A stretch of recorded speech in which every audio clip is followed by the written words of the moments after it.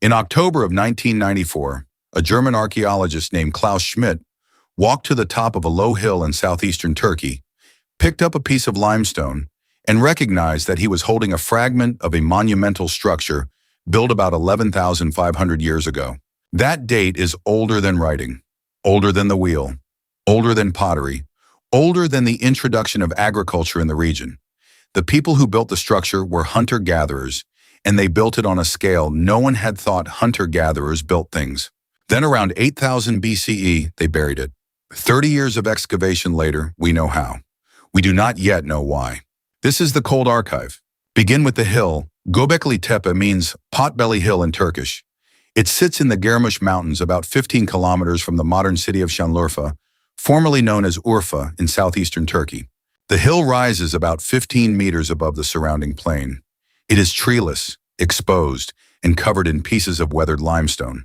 Locals had walked on it for centuries. They knew the fragments were old. They did not know how old. In 1963, a joint Istanbul University and University of Chicago survey team passed through the site and recorded its presence. They classified the surface fragments as medieval. The notation was archived. For 3 decades, nothing else happened. Klaus Schmidt of the German Archaeological Institute in Berlin came to the site in 1994. He had been working at a nearby pre-pottery Neolithic settlement called Neolithic, which was about to be flooded by the Ataturk Dam. He was looking for another site in the region with comparable architecture. When he saw the surface fragments at Gobekli Tepe, he recognized them immediately. They were not medieval. They were pre-pottery Neolithic. They were enormously older. From Klaus Schmidt, 2010. It became clear within hours that we were standing on something far older than the survey team of the 1960s had assumed. The question was no longer when, but how. Excavations opened in 1995 under permit from the Şanlıurfa Museum. Within the first field season, the team had uncovered the tops of T-shaped limestone pillars embedded in deliberately deposited fill. Over the next 2 decades, working in conditions of intense heat, dust, and restricted access, the team excavated 4 large circular enclosures. In the canonical 2018 naming, they are called Buildings A, B, C, and D. Each enclosure contains a ring of T-shaped pillars set into a stone bench, with 2 larger pillars at the center. The largest of those central pillars weighs 15 to 20 tons. Each was quarried locally and moved upslope to the hilltop. On the flat faces of the pillars, carved in low relief, are foxes, scorpions, vultures, snakes, boars, bulls, leopards, lions. And on the central pillars, stylized human arms run down the sides with hands meeting at the front, suggesting the pillar itself is a stylized human figure. From the 2018 DAI publication, the iconographic program is too consistent to be incidental. The pillars are decorated with care. They are placed with deliberation. The site is curated. And then there are the dates. Carbon analysis of organic material recovered from the anthropogenic fill places the earliest occupation at around 9,500 BCE, about 11,500 years before the present. The latest dated activity at the site is around 8,000 BCE. The full span of the site's use is therefore something like 1,500 years, ending in the deliberate burial that closed it. Those dates predate the introduction of agriculture in southeastern Anatolia by roughly 1,000 years. The people who quarried, moved, carved, and arranged the pillars were not farmers. They lived by hunting, gathering, and seasonal mobility. That is the constraint at the center of the case. Hunter-gatherers built it. The standard model of how complex architecture comes into being does not predict that.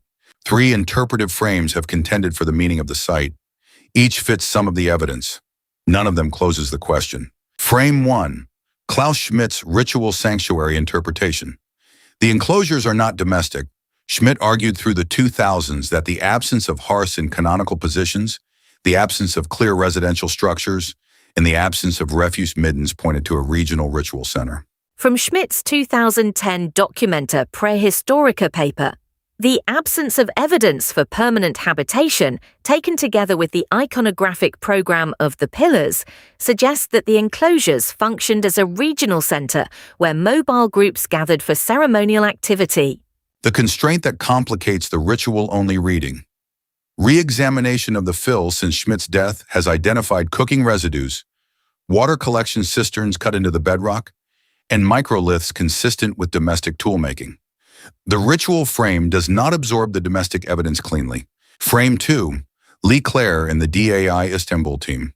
Since approximately 2016, when Clare took over the excavation, the published reading of the site has shifted. The new reading, Gobekli Tepe, was settled. From Clare, 2020. The evidence for permanent or semi-permanent habitation is now too consistent to dismiss. Gobekli Tepe was not a pilgrimage site visited by people who lived elsewhere. People lived there. The settled site reading places the large enclosures as community buildings inside a permanently or seasonally occupied site. The pillars and the carvings are still ritual. The site is not only ritual, it is also lived in.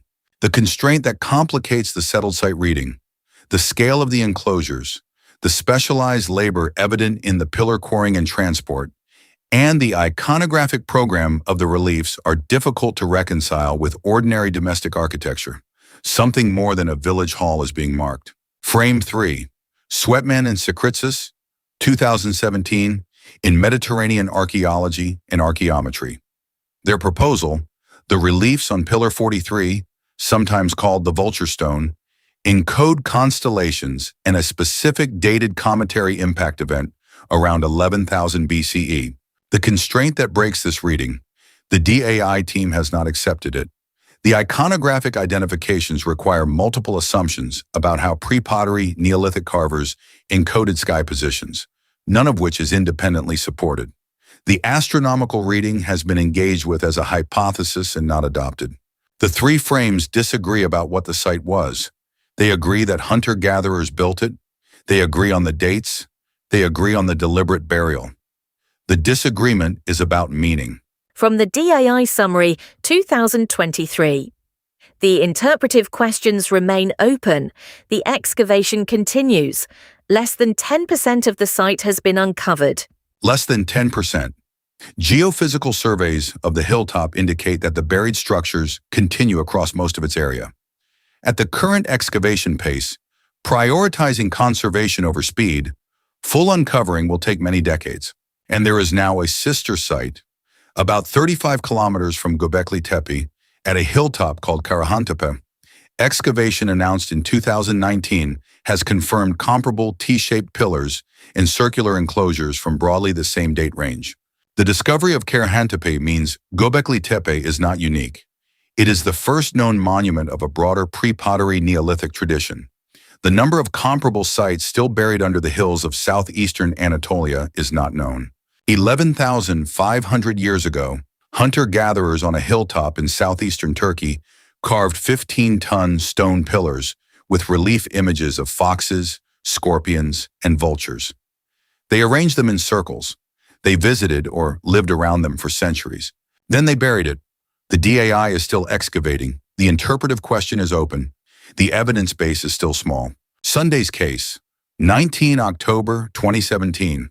An object enters our solar system from interstellar space at 58 kilometers per second. It is shaped like nothing we have seen. It accelerates as it leaves. Nothing else has ever been observed doing that. Oumuamua, Sunday, 6 p.m. Eastern. See you then.